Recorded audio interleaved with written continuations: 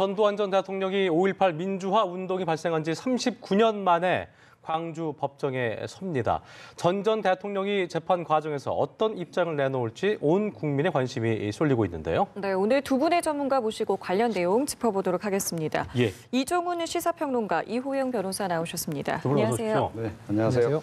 예, 여기 있는 두 분도 저희와 마찬가지로 전 대통령이 오늘 그 광주 재판에서 어떤 말을 할지 좀 궁금해하실 텐데 일단 뭐 상당히 제목도 제목이지만 39년 만에 그리고 사면된 지 22년 만에 광주에 입성했다는 것 자체가 큰 의미가 있어 보이거든요. 오늘 네. 그 광주 전 대통령의 전시회 이동 동선 어떻게 보셨는지 좀 들어보고 싶습니다. 네, 우선 오늘 이제 가장 국민들이 관심을 많이 가졌던 또 언론들도 관심을 많이 가졌던 사안이 뭐냐면 예. 전두환 전 대통령이 그 자택에서 나와서 그냥 차에 탑승을 과연 할까? 예. 무슨 말을 할 것인가? 이제 그 골목 성명을 일종의 네네. 또 내놓지 않을까? 뭐 이런 이제 그 전망들도 없잖아 있었기 때문에 거기 예. 기대가 많이 모아졌었는데요.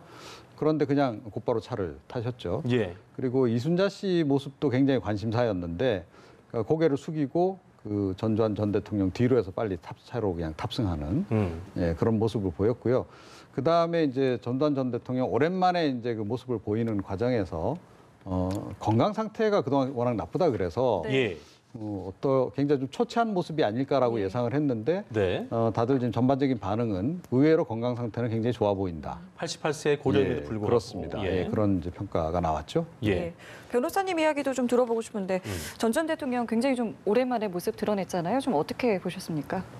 뭐 보통의 경우는 이제 이렇게 지금 불구속 재판이기 때문에 예. 이제 피고인이 자진해서 출석하는 경우에 이제 언론에서 이렇게 관심을 가지는 경우가 별로 없는데 지금 방금 보니까 상당히 불쾌한 표정을 계속 지으면서 이제 법정으로 걸어 들어가는 모습을 봤거든요. 예. 그래서 오늘 재판에서 이제 오늘 이게 기일로서는 세 번째 기일인데 그 예. 이전에 두 번의 기일에서 불출석을 했기 때문에 네. 사실상 첫 기일이거든요. 공판기일 첫 번째로 볼 사실상이에요. 그렇죠. 사실상은 예. 이제 1회 기일이라고 볼 수 있고 예. 그 변호인의 입장, 이제 변호사의 입장으로서 봤을 때는 오늘 과연 그 들어가서 가장 먼저 하는 게 이제 인정신문이라고 해서 피고인의 뭐 주민번호, 주소 이런 거 물어보고요. 예. 그 다음에 이제 본인의 혐의 사실을 인정하는지 아니면은 다투는지 이런 것에 대해서 이제 물어볼 텐데 네. 그것에 대해서 과연 그 첫 번째 대답이 무엇일지가 저는 가장 궁금합니다. 네.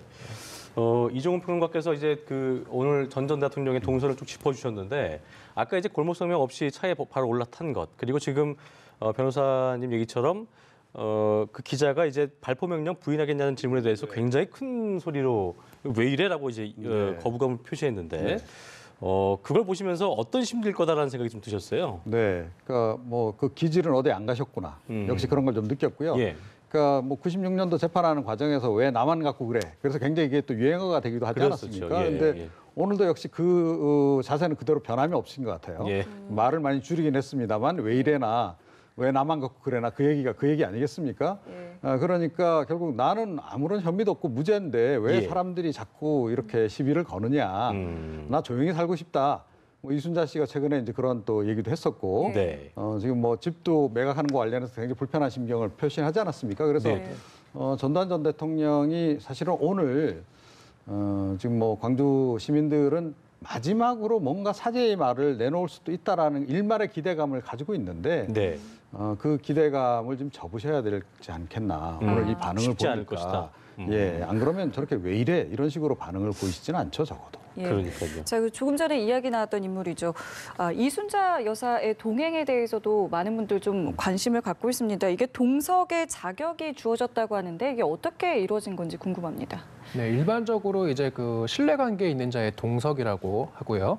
이제 형사소송법 이제 163조의 2에 나오는데 예. 이게 이제 법원은 그 범죄로 인한 뭐 피해자를 이제 그 법정에 불러서 증인 신문하거나 이럴 때 그 실제로 법정에서 이제 진술을 해보면 뭐 해보신 적은 없으시겠지만 되게 긴장되거든요. 아, 예. 네, 그 판사님이나 이제 검사님이 앞에서 막 질문을 하면 그 일반인들은 엄청 떨리고 그렇기 때문에 위압감을 좀 느끼게 되나요? 그렇죠. 예. 그래서 저도 뭐 매번 느끼는 거지만 네. 또 벌벌 떨고 그럽니다. 어. 그런데 이제 자신이 직접 재판을 받아야 되는 사람 입장에서는 그 판사나 검사 앞에서 진술을 한다는 게 되게 위압감이나 이런 부분을 느낄 수 있기 때문에 네. 이제 긴장을 하게 되고 그런 경우에는 어떤 증인 신문이나 피고인 신문이 제대로 이루어질 수 없는 그런 상황이 나타날 수도 있거든요.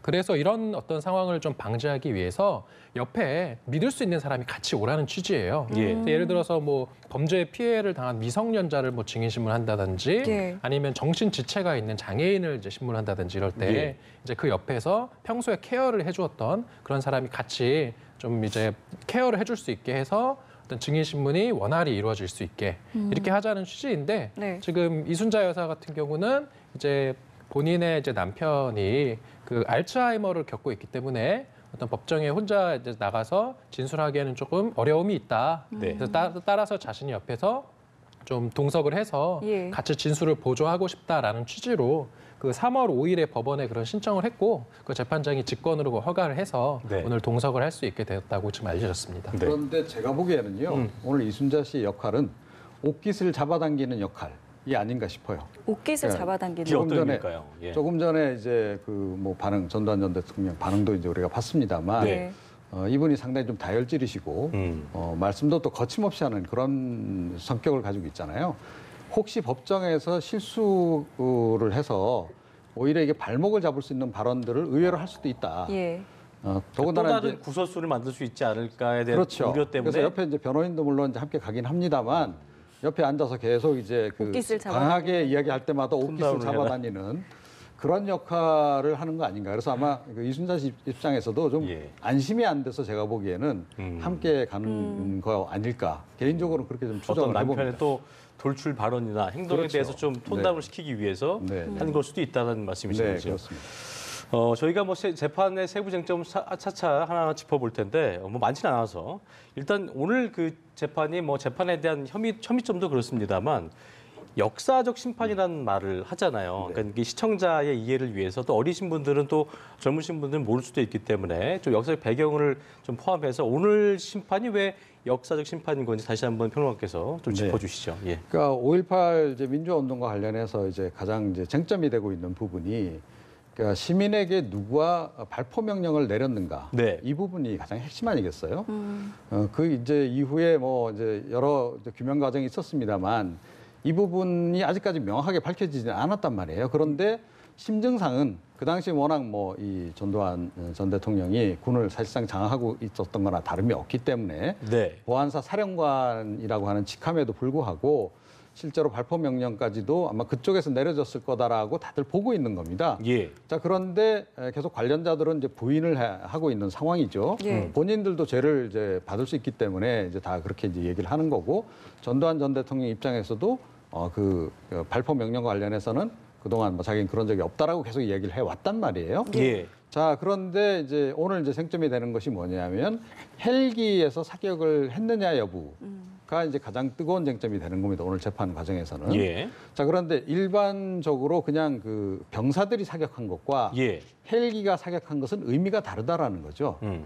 그러니까 적으로 간주하고 했을 때만 이건 가능한 행동이라는 겁니다. 그러니까 병사들이 진압을 하는 과정에서 우발적으로 위협감을 느껴서 사격을 하는 것과 방어 네. 차원에서. 예, 방어 차원에서 하는 것과 헬기에서 기총소사하는 것은 다르다라는 거죠. 그러니까 헬기까지 동원했다. 무장 헬기를 동원했고 거기서 기총소사까지 했다는 것은 그러니까 어찌됐건 시민군을 적대시해가지고 아주 굉장히 공격적인 그런 행위를 했다라는 거란 말이죠. 예. 자, 그래서 이제 관심이 이제 모아지는 거고요. 헬기에서 사격하는 것까지 허락을 했다면 누군가 지시를 했다면 네. 네. 이건 정말 그러니까 뭐 그동안에 약간 논란이 상당히 있긴 했습니다만 어찌됐건 누군가는 책임지지 않으면 안 되는 일인 것이죠, 이거는. 자, 이제 그런 상황이기 때문에 이제 전두환 전 대통령이 이번 재판이 이제 의미를 갖는 그런 측면이 있고요. 예. 또 다른 측면은 뭐냐면 처음 이 광주 법정에 선다는 겁니다. 처음으로 한 거죠. 예, 그러니까 예. 90년대 재판이 있었지만 뭐 서울중앙지법에서 했던 것이고요. 그렇죠. 그러니까 광주 시민 입장에서는 그래서 굉장히 감회가 남다를 것이다. 그러니까 그분들의 이제 심정은 옛날부터 정말 광주로 불러서 재판을 받게 하고 싶었던 그런 심정이었을 거예요. 그런데 몇십 년 동안 그게 이제 이루어지지 않았던 건데 예. 어찌됐건 이번 사안으로 광주로 전두환 전 대통령을 불러서 법정에 세운다라고 하는 것이 네. 실형 선고량의 그 의미보다는 상징적인 의미가 굉장히 있기 때문에 아마 예. 좀 각별히 받아들이시지 않을까 이렇게 생각합니다. 네. 예. 전두환 전 대통령은 사실 오늘 광주로 가기 이전에 재팔 관할 이전 신청을 했었는데 기각이 됐다라고 하더라고요. 그렇죠. 이거는 어떻게 기각이 된 걸까요? 그 이제 재판이라는 것은 그 이제 피고인 그러니까 재판을 받아야 되는 사람의 이제 보통 재판적이 있는 곳에서 재판이 이루어진다라는 규정이 있습니다. 보통 예. 재판적이라는 게 뭐냐면은 일반적인 관할은 여기에 생긴다. 이런 거주하고 거거든요. 있는 곳에. 네, 그 근처에. 그렇죠. 그런데 지금 이제 전 대통령 같은 경우는 본인은 서울에 거주하고 있으니까 예. 나는 서울에서 재판 받겠다라고 이제 신청을 했던 건데요. 그런데 이런 어떤 관할 이전 신청이라는 것은 이미 그 법원의 어떤 직권으로 판단할 수 있는 거거든요. 예. 예를 들어서 관할이라는 것은 공범이 여러 명인 경우에는 A, B, C라는 어떤 그 각자의 주소지가 다 다르잖아요. 예. 그래서 재판의 관할이라는 것은 한 군데에만 생기는 것은 아니고요. 이렇게 지금 범죄지가 광주기 때문에 예. 범죄지 재판적이라는 관할도 있기 때문에 재판부에서는 이건 광주에서 그냥 재판해도 된다. 네, 이렇게 보고 있는 것입니다. 예. 자, 오늘 그 전 대통령이 받고 있는 혐의, 뭐 다들 저희가 뉴스를 통해서 쭉 보도를 해드렸기 때문에 사자 명예훼손이라는 거는 다들 들어보셨을 텐데, 우리 변호사께서 어떤 이 혐의가 어떤 내용이고 어떻게 좀 받게 된 혐의인 건지에 대한 내용 다시 한번 좀 복귀 차원에서 네. 짚어주시면 좋을 것 같겠습니다. 네. 예. 그 전 대통령은 그 이제 2017년 4월에 이제 본인이 발표한 회고록에서 그 당시 헬기 사격을 목격했다라고 하는 그 신부에 대해서 이제 거짓말쟁이라고 비난을 했고요. 예. 그리고 또 가면을 쓴 사탄이다. 이제 이렇게 비난을 했는데 그 취지는 결국 그 신부의 주장이 거짓이다. 그 주장이라 함은 그 헬기의 사격이 그걸 본인이 목격했다라는 게 그 신부의 이제 주장이었는데 네. 이러한 것에 대해서 그 신부는 거짓말쟁이다라는 어떤 주장을 출판물을 그 회고록을 통해서 한 거지 않습니까? 그러니까 결국은 이미 사망한 그 조기호 신부가 주장한 것이 거짓말이다라는 허위 사실을 이제 적시했다라는 거고요. 예. 이게 이제 일반적인 명예훼손과는 조금 차이가 있는 게 그 일반적인 명예훼손은 그 사실 적시 명예훼손과 허위 사실 적시 명예훼손 두 가지가 다 있습니다. 예. 그래서 살아있는 사람에 대해서는 어떤 명예훼손적인 어떤 그런 사실에 대한 적시가 거짓말이면은 당연히 강하게 처벌받고 네. 사실이라 하더라도 처벌받거든요. 그런데 그러니까 죽은 사자에 대한 명예훼손 같은 경우는 이제 허위 사실인 경우만 처벌을 받게 됩니다. 예. 그러니까 지금 조기호 신부에 대한 사자 명예훼손이라는 것은 괄호 열고 허위 사실 적시 명예훼손죄라고 생각하시면 됩니다. 예. 그러니까 헬기에 그 기총소사가 있었다라고 예. 한다면은 전 씨의 그 회고록 주장이 거짓말이 되기 때문에 예. 반드시 이제 처벌을 받게 되는 거죠. 허위인지 아닌지. 네. 헬기의 그 사격이 있었는지 없었는지가 이 재판에서는 가장 큰 쟁점이 될 것입니다. 그러니까 지금 근데- 말씀하신 것처럼 그러니까 헬기 사격의 여부가 결국에는 굉장히 좀 중요하다라는 말씀을 두 분께서 해주셨는데 이 입증에 대해서 이 입증을 어떻게 할 것이냐가 굉장히 중요할 것 같은데 어떻게 좀 해가야 되는 부분입니까? 뭐 이제 검찰에서는 뭐 되게 자신감을 보이고 있는데 지금 가장 최근에 나왔던 게 그 문 대통령이 그 2017년 9월 지시를 해서 이제 5.18 그 민주화운동에 대해서 지금 조사를 했고 특조위에서 그 조사 결과를 발표했지 않습니까?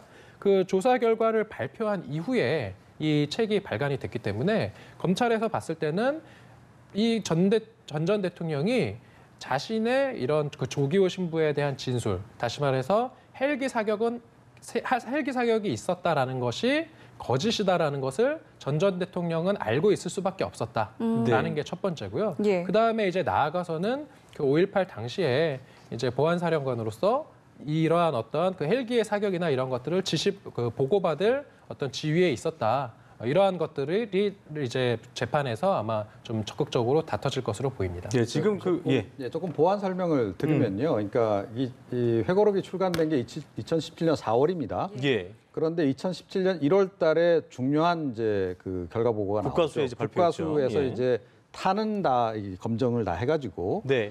그러니까 이게 그 전일 빌딩이 그 당시에 그 5.18 민주화 운동 당시에 그 유일하게 고층 건물이었거든요. 네. 자, 거기 이제 고층 건물 층에 이제 탄원이 남았는데 이게 밑에서 쏜 탄원이 아니고 위에서 내려 쏜 탄원이라는 거예요. 그러니까 간단하게 얘기해서 전일 빌딩보다 더 높은 빌딩이 옆에 있었다면 거기서 누군가 사격을 했을 수가 있는데 그 옆에 아무런 높은 건물이 없는 상태에서 탄원이 위를 향해서 그러니까 아래를 향해서 났다라는 얘기는 결국은 하늘밖에 헬기에서 없다고 예, 쏜 거 말고는 헬기에서 해석이 안 되는 거죠. 자, 이미 그래서 그 당시에 보도가 상당히 광범위하게 뭐 주요 일간지는 비롯해서 모든 방송사에서 상당히 오랫동안 방송을 했었거든요. 네. 자, 그런데 그럼 4월 달에 회고록 출간하면서 1월 달부터 그렇게 한동안 떠들썩했던 그 내용도 모르고 썼다는 얘기냐. 이런 얘기입니다. 예. 자, 그래서 그 당시에 이걸 모르고 마치 자기는 뭐 헬기에서 소총 사격하고 이런 건 없었던 것으로 알고 썼다는 것 자체가 말이 성립이 안 되는 거죠. 자, 그 허위 여부가 이제 오늘 재판에서 그러니까 헬기의 기총 소사를 네. 당시 통수권자였던 전두환 전 대통령이 모를 수가 없다는 부분인 건데. 그러니까 그렇죠. 그러니까 예. 이제 그거는 이제 또 다른 문제긴 한데, 네. 그러니까 이제 그 사격 발포 명령을 했느냐 마느냐하고 이제 연관이 되는 문제인데요. 그거는 이제 차치하고라도 일단은 그 2017년 1월 달에 보도 내용을 모르고 지금 모른 채 썼다는 식으로 주장을 오늘 할 것 같아요. 그것 자체가 지금 이제 말이 안 된다라는 이제 이 지적들을 지금 많이 하는 거고요. 근데 본인은 아마 계속 그때 뭐 그 국가수 뭐 보도가 나왔는지 모르겠는데 나는 몰랐다라고 아마 내가 요새 뭐 신문도 잘 안 보고 TV도 잘 안 봐서 잘 모르고 했다라고 네. 이야기할 가능성이 상당히 있어요. 예. 그래서 아마 그게 오늘 굉장히 좀 논란이 일차적으로 좀 되긴 할 것 같고요. 어쨌든 다시 한번 네. 정리를 하자면 재판은 회고록에 이제 그 헬기 사격이 없었다는 취지로 쓴 내용이 허위 사실인지 또 전 전 네. 대통령이 허위 사실임을 알고도 고의로 썼는지가 썼는지. 쟁점이 그렇습니다. 된다고 보면 되겠네요. 예, 그렇습니다. 그런데 그렇죠. 이제 예. 지금 검찰 쪽에서는 당연히 이걸 알았을 거고 보도 나온 것을 그걸 알고도 본인의 어떤 그 전과 뭐 이런 것들을 좀 숨기기 위해서 일부러 이렇게 공격을 한 거 아니겠느냐, 모른 척하면서 네. 지금 이렇게 지금 보고 있는 거죠. 그 전 대통령 근데 이런 주장도 지금 하고 있잖아요. 그러니까 최종 집필자는 내가 아니었기 때문에 내가 몰랐다라고 이야기도 하고 있습니다. 이런 주장이 설득력이 좀 있겠습니까?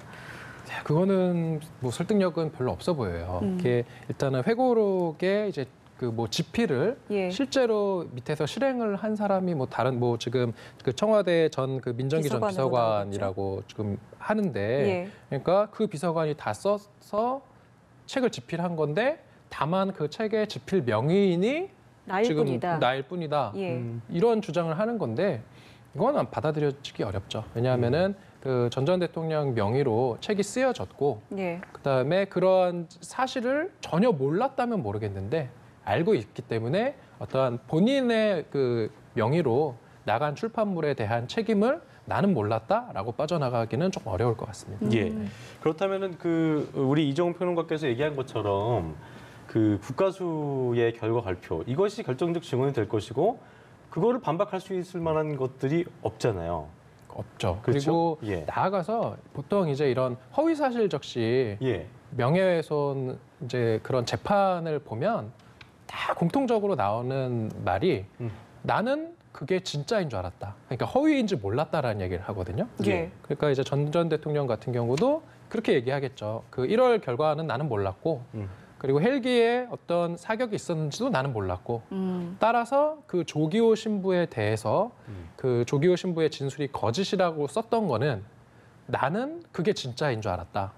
이제 라고 이야기를 할 거예요, 아마도. 예. 그런데 그런 허위 사실과 명예훼손, 허위 사실 적시 명예훼손과 관련돼서 우리 대법원 판례는 이제 진실한 그 허위의 사실인지 아닌지에 대해서 결과적으로 이게 허위라고 밝혀지면은 다 처벌해야 될 것 같지만 아닌 경우도 있긴 있거든요. 예. 그게 뭐냐하면 예. 그 허위 사실이 피고인 그러니까 재판을 받는 당사자가 봤을 때는 그 당시에는 그게 진실인 줄로 믿을 수밖에 없었던 경우에는 예컨대 가정적으로 그 당시를 말씀하시는 그렇죠. 거죠? 예를 들어서 그 전 대통령이 이 책을 쓸 당시에 예. 그 헬기의 사격이 없었다라고 믿을 수밖에 없는 그런 보고를 꾸준히 받아왔다. 예를 들어서 그러면은 진짜로 그게 진실이라고 믿었을 수도 있지 않겠습니까? 예. 만약에 그런 자료가 없다고 하면 빠져나갈 수도 있을 텐데요. 근데 제가 지금 아까도 말씀드렸던 것처럼 가정이라고 말씀드렸던 거는 아마도 그런 자료는 없을 것 같아요. 그래서 이런 어떤 허위사실 적시 명예훼손과 관련해서는 내가 그게 허위라는 것을 몰랐을 수밖에 없었던 그러한 사정이 있던 자료가 있었다. 내가 허위 보고를 받았다든지 뭐 그랬다면 모르겠는데 아마 그러지 않았을 거거든요. 그러니까 헬기 사격이 없었다고 믿을 수밖에 없었던 그렇죠. 그런 어떤 자료가 없는 한 이걸 반박할 수 있는 게 사실상은 없다고 봐야 되는 거겠네요. 아, 그렇죠. 그러니까 예. 이제 뭐 그 국가수 자료라고 하는 것은 뭐 명백한 객관적인 자료 아니겠습니까? 이제 그런 게 이제 나와 있는 상태고 그 당시 또 뭐 언론 보도 나온 거, 뭐 TV 뭐 보도 나온 거 이런 것들은 뭐 요즘에 동영상 자료도 넘쳐나고 예. 언제든지 볼 수 있잖아요. 인터넷에도 볼 수 있고 휴대폰으로도 볼 수 있는 이런 환경이라는 거죠. 예. 이런 속에서 나는 그거 전혀 몰랐다라고 이제 얘기를 좀 하고 있는 건데, 그러니까 상식하고는 전혀 안 맞기 때문에 재판부도 그 부분을 인정하기 어려울 겁니다. 예. 인정을 안 할 걸 가능성이 높고요.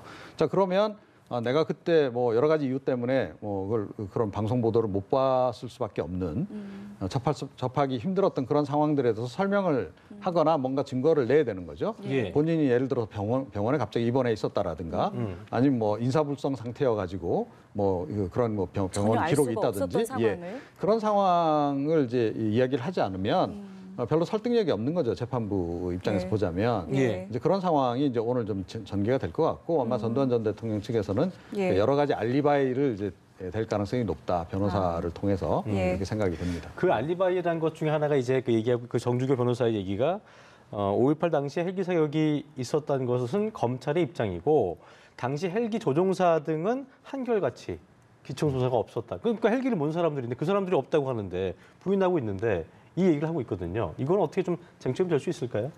아마도 이제 그 당시에 조종사들이 그 헬기의 기총소사가 없었다라고 예.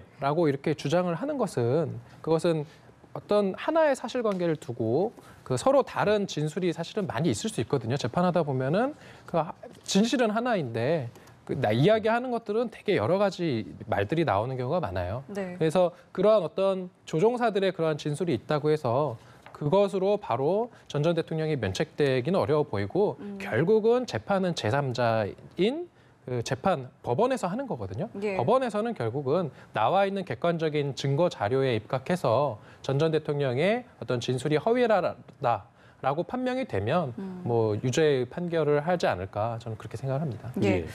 자, 잠시 뒤 이제 2시 반이 되면은 전두환 전 대통령이 재판이 이뤄질 광주지법 법정에 들어갈 것으로 예, 현재 보이고 모습이고요. 저희가 지금 현장 모습도 계속 네. 보여드리고 있는데 잠시 뒤면 이제 모습을 그렇습니다. 드러낼 것으로 보입니다. 예.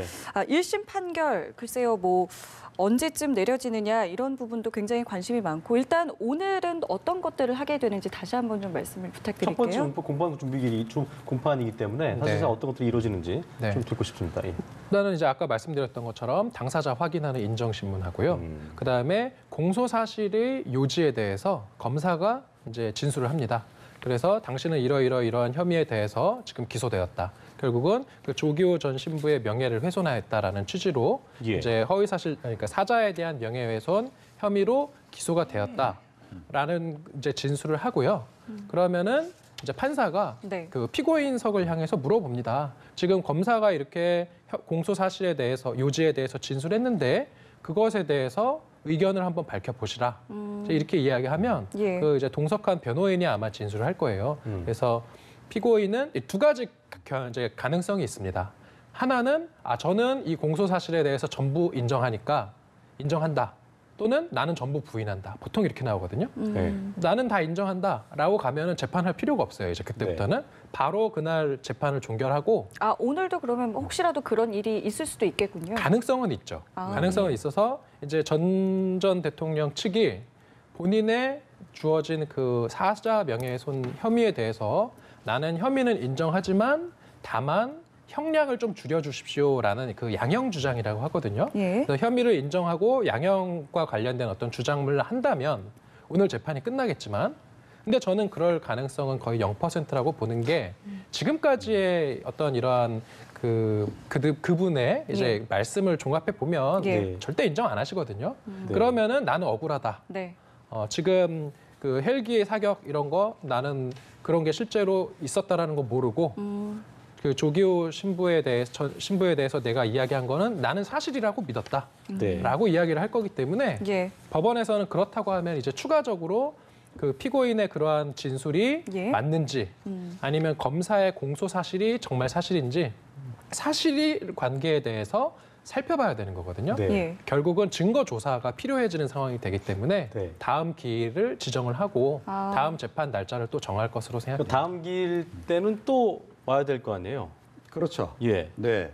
그래서 가능하면 이제 오늘 한 번으로 어떻게든 끝내보려고는 할 것 같긴 해요. 네. 다 아까 지금 변호사 예. 만들었는데 다 부인할 것이 그렇죠. 정확 관할 보니까. 그다음에 이제 부인할 사항 중에 이제 이런 것도 있을 것 같아요. 그러니까 이런 방향으로 해서 또 부인할 수도 있을 것 같다. 그러니까 회고록 조금 전에 잠깐 얘기도 나오긴 했습니다만 예. 회고록 마무리 단계에서는 내가 직접 관여를 안 해서 잘 모른다. 예. 그런데 그 이제 이미 그 전 비서관이 그런 표현들을 자기가 썼다라고 또 이 얘기를 해놓은 부분이 있단 예. 말이에요. 네, 그래서 네, 네. 그 비서관이 알아 쓴 거지 난 그것까지는 난 모른다라는 얘기. 할 선긋기를 가능성. 할 것이다. 그렇죠. 그러니까 민정기전 비서관이 했으니까 나는 그거 잘 모르는 그렇죠. 거다. 이렇게. 그런 식으로 이제 예. 좀 이렇게 꼬리 자르기 하고 이제 뭐 앞으로는 뭐 변호인을 통해서 뭐 이 얘기를 하겠다라든지 식으로 간다든지 예. 뭐 그럴 개연성도 없잖아 있어 보여요. 그래서 오늘 와서 이제 한 번으로 어찌됐건 끝내려고 할 가능성이 좀 없잖아 있어 보인다. 예. 지금 좀 생각합니다. 다른 네. 이야기긴 한데 이렇게 민정 비서관에게 책임을 혹시라도 떠넘기게 된다면 이 비서관도 책임을 좀 묻게 되는 겁니까?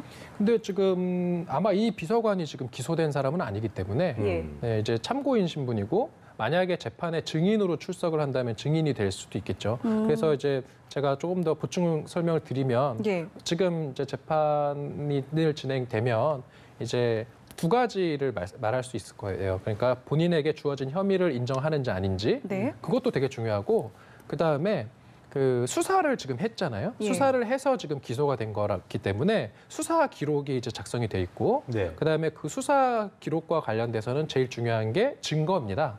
그 재판부에 제출할 증거 목록이 이만큼 있을 거예요. 그래서 아무리 그때 본인이 아니라고 주장을 해도 그렇죠. 증거는 뒷받침하는 증거가 있어야 된다. 네, 증거는 지금 이렇게 제출이 돼 있는데 그러한 제출된 증거에 대해서 예. 그 재판에서 이 증거를 실제로 판사가 들여다보려면 재판부에 이게 증거로 채택이 돼서 제출이 돼야 되는데 이렇게 증거 채택에 대해서 첫 번째 공판 기일에 변호인 측에서 제출된 증거에 대해서 나는 다 동의한다라고 이야기를 한다면 그 사건 기록이 그대로 이제 재판부에 제출이 되거든요. 예. 그러면 그제서야 이제 판사가 그 사건 아. 기록을 살펴보면서 예. 수사를 하면서 제출되었던 각종 자료들을 들여다볼 수 있는데 오늘은 지금 재판부에서 아직 그 증거 목록을 들여다볼 수 없어요. 그 따라서 네. 오늘 그 전 전 대통령 변호인 측에서는 아마도 오늘 그 제출된 증거에 대해서 나는 이 증거에 대해서 인정할 수 없다. 네, 동의하지 않는다라는 이야기들을 많이 할 거거든요. 그렇게 되면 그걸 재판부가 들어볼 수 없다. 네, 들어볼 수 없다는 얘기죠. 지금 당장 들여다볼 수 없고 들여다보기 위한 절차로 나아가야 되는데 네. 그러한 절차 중에 가장 대표적인 것이 바로 증인 신문입니다. 뭐냐면은 수사를 하면서 전 대통령 말고 다른 사람들을 불러서 많이 조사했을 거예요. 예. 그럼 그 사람들을 뭐 그때 이제 뭐 조종사라든지 그다음에 뭐 시민이라든지 이러한 사람들의 진술이 엄청나게 많이 수사 기록에 쌓여 있을 텐데 그러한 진술을 재판에서 증거로 채택을 하려면 네.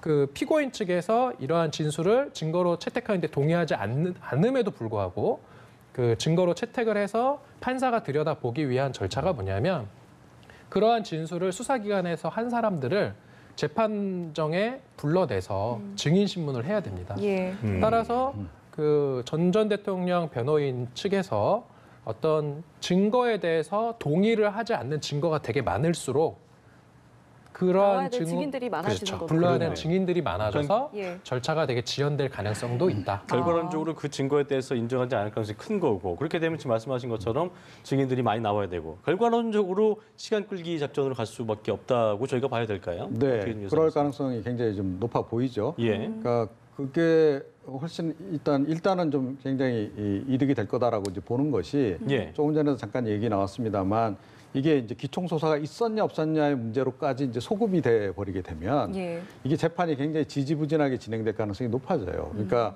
그 관련자들도 자기네들도 처벌을 받을 우려가 있기 때문에 기총 사격을 그때 실제로 실행한 분들도 다 부인할 가능성이 높거든요. 아, 이게. 예.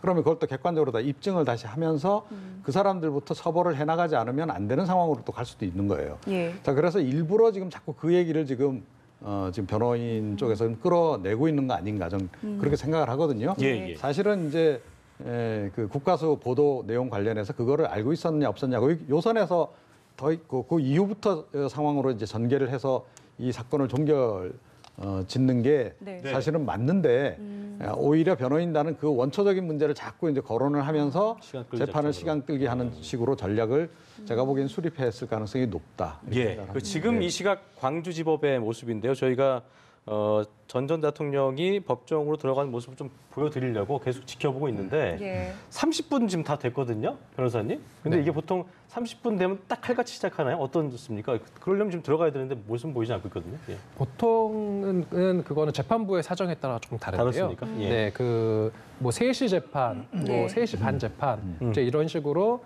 그 시간별로 재판이 뭐 한 두세 건씩 배정이 돼 있어요. 예. 그런데 그 앞 재판이 이제 특히 오후 같은 경우는 증인 신문이 또 많이 이루어지곤 밀릴 수 하거든요. 있군요, 그게. 그래서 밀렸다라고 아하. 한다면은 조금 절차가 지연되기도 하고 예. 보통 변호사들이 뭐 재판정에 가면 뭐 1시간 정도 기다리는 거는 보통 예산 일도 아니에요. 아, 그렇군요. 아, 그렇군요. 네. 그러니까 칼같이 2시 반에 한다고 하는 게 아닐 수도 있는 네. 거군요. 예. 그렇습니다. 그 또 내부 촬영도 이번에는 이제 불허가 됐잖아요. 이 그렇습니다. 부분에 대해서는 어떤 기준으로 좀 판단을 하는 겁니까? 예, 원칙적으로 법정 내부에서는 촬영이나 뭐 녹화, 녹음 이런 게 다 안 되고 예외적으로 이제 중요한 사건에 대해서 이제 재판장이 직권으로 그 촬영이나 녹화를 허가하는 경우가 있어요. 보통 선고공판 때 이렇게 하죠. 뭐 선고 공판 때도 거의 그런 허가는 안 하고 예. 이제 아주 중요한 뭐 이제 그 박 전 대통령 중대한 재판이라든지 사건들. 네, 중대한 사건에 대해서 예외적으로 지금 하고 있는데 이것도 중대한 사건 맞잖아요. 그렇죠. 예. 그런데 뭐 재판장들이 쉽게 허가를 잘 안 해서 오히려 보통 이제 미국이나 이런 데는 일반적으로 보면은 방송사에서 다 그 촬영해서 내보내고 하거든요. 이제 그럴 필요가 우리나라에도 좀 있는 거 아니냐 하는 얘기가 많이 나오고 있는데 뭐 우리나라는 아직 조금 요원한 것 같습니다. 그렇습니다. 이 재판도 아마 제가 보기에 네. 마지막에 선고할 때는 그러니까 생중계할 가능성이 없잖아 있다라고 선고 봅니다. 때는 역사적으로 굉장히 큰 의미가 있기 그렇죠. 때문에. 역사적으로 이건 굉장히 의미가 있는 사건이기 때문에 그건 이제 아마 그 시점에 가서 법원 쪽에서 판단을 내릴 것으로 보이는데 예. 아마 국민적 요구는 마지막 이 선고는 아마 보고 싶어 할 것이다. 보여달라고 좀 국민적 그 소원이 좀 있지 않을까 예, 싶고요. 네. 네. 오늘 원래 오후 1시 반, 중간에 휴게소에서 점심을 먹고 1시 반경에 도착할 예정이었는데 취재진이 너무 접근을 하니까 이제 이를 피해서 쉬지 않고 광주로 직행을 했는데 그래서 지금 전 씨가 2층 내부에 있는 증인 지원실에서 도시락을 좀 먹고 대기하다가 재판에 네. 참석할 것으로 예상이 되고 있습니다. 네, 잠시 뒤에 이제 모습을 드러낼 것 같고요. 네. 오늘 재판에서요, 그동안 이제 알츠하이머에 대해서 계속 이제 피력을 해왔기 때문에 이 부분에 대해서도 재판부가 좀 판단을 하는 겁니까? 그 뭐 알츠하이머 이런 거는 예. 그 재판에서의 쟁점은 조금 되게 어렵고요. 아. 예를 들어서 이게 뭐 강력 사건이다. 피고인의 건강 상태에 대해서 그렇죠. 확인차 뭐 이렇게 질문을 한다거나라는 절차는 없는지. 오늘은 아마 뭐 그런 거는 별로 하지는 않을 것 같습니다. 예. 그런데 제가 보기에는 예. 전두환 전 대통령 측에서 할 것 같아요. 어필을 부분을. 하는 건가요? 예, 그래서 오늘은 정말 그동안에 계속 제가 재판에도 못 오고 그래서 좀 죄송하게 생각도 되고 그래서 네. 오긴 했으나 예. 제 건강 상태가 매우 안 좋습니다. 라고 하는 식으로 해서 네. 다음번부터는 안 올 수 있는 네. 그런 근거를 만들려 들 가능성이 없잖아 있다. 그래서 아마 오늘 그 본인이 병원에서 어떤 기록이라든가 이런 네. 것들을 제출을 하면서 예. 그런 부분에 대해서 이제 그 양해를 구하는 형태로 예. 아마 그 불출석을 앞으로 하는 그런 쪽으로 움직일 가능성이 없잖아 있어 보입니다. 뭐 저희가 전 네. 대통령 머릿속에 들어가 있지 않기 때문에 어떤 판단을 낼지 모르겠습니다만 예. 어떤 말을 할지 모르겠습니다만 이종훈 평론가의 말을 좀 추측해 보자, 미로짐작해 보자면 어쨌든 공소 사실에 대해서 인정하기 위해서 이것이 온 것은 좀 요원해 보이고 네. 어쨌든 다음 그 공판 때부터는 오지 않는 어떤 그 빌미를 좀 그러니까 이유를 대고자 그런 것들로 좀 일관되게 할 수 있다는 말씀하신 거죠. 네, 네, 그렇습니다. 예. 그러니까 한 번도 안 나타나고 계속 안 그럴 수 나타나면 없으니까. 계속 부인장을 발부할 거 아닙니까? 예, 그러니까 한 번은 나왔으니 내가 그렇죠. 그런 식으로 이제 넘어가려고 들 가능성도 없잖아 있어 보인다. 예. 지금 평론가님께서 한 이 이야기가 만약에 있어서 재판부에서는 보통 이런 경우에는 그러면 다음번에는 출석하는 거에 대해서 좀 어떤 식으로 좀 나오게 되는 건가요? 그러니까 원칙적으로 이제 형사 재판은 네. 보통 이제 형사 재판과 민사 재판의 가장 큰 차이가 그 소송의 당사자가 직접 출석을 할 필요가 반드시 있는지 없는지거든요. 민사 같은 경우는 변호사의 지위가 소송 대리인이어서 본인 대신에 변호사가 그냥 가서 다 소송하면 돼요. 안 갈 수도 안 가도 되는 소송 거예요? 대리인이니까. 의무는 아니군요. 네, 예. 본인 대신에 소송 대리인으로서 이제 원피고의 대리인이 변호사가 가서 그냥 재판을 알아서 진행해도 되는데 형사 같은 경우는 변호사의 지위가 대리인이 아니라 변호인이거든요. 네. 본인은 피고인으로서 반드시 피고인은 법정에 나와 있어야 되고 변호사 같은 경우는 옆에서 변호인으로서 네. 옆에 그냥 보조를 하는 건데 따라서 이제 형사 재판에서는 예. 그 반드시 피고인의 일단 그 출석이 기본적으로 전제가 되는 것이고 그에 대한 예외로서 이제 궐석 재판이 허용되는 것은 이제 수차례 구인장을 발부해도 예. 출석을 하지 않는다라고 한다면은 예를 들어서 피고인이 계속 안 나온다고 해서 재판을 끝까지 안 할 수는 없지 않겠습니까? 예. 그러한 경우에 예외적으로 이제 그 피고인이 없는 상태, 궐석 상태에서 이제 재판을 하는 것이 허용되는데 예. 이게 사실 형사 재판의 어떤 취지라고 봤을 때는 형사 재판에서 가장 중요한 것은 실체적 진실을 발견해야 되는 거고 그 과정에서 반드시 필요한 것은 피고인의 방어권을 보장해줘야 된다는 거거든요. 결국은 방어권을 보장하기 위해서는 피고인이 재판정에 나와 있어야 되는데 따라서 궐석 재판은 가급적이면 재판부에서는 원치 않는 그런 네. 상황이지만 예. 지금 이렇게 오케이 나는 나오고 싶지 않다. 나 없이 재판하시라. 이렇게 이제 얘기하면서 그 근거로 이제 평론가님 말씀하신 것처럼 네. 내가 알츠하이머도 겪고 있고 그리고 너무 멀고 고령이고 뭐 그렇다. 이런 얘기를 해서 자기가 이제 불출석 사유에 대해서 계속 밝힌다라고 하면 법원에서 향후에는 좀 궐석 재판을 할 가능성도 배제할 수 없다. 알겠습니다. 이렇게 볼 수 있습니다. 보니까 저희가 전두환 전 대통령 모습을 좀 보여드리려고 했는데 예. 보니까 저희 알려진 바에 따르면 법정 다른 문으로 좀 들어간 것 같아서 일단 2시 반부터 재판은 시작이 된 것 같고요. 저희가 잠시 뒤에 재판과 관련된 내용이 나오면 저희가 계속해서 또 두 분 따로 모시고 다시 한번 얘기를 하겠습니다. 일단 일부 대담은 여기까지 저희가 마치도록 하겠습니다. 두 분 고생하셨습니다. 예.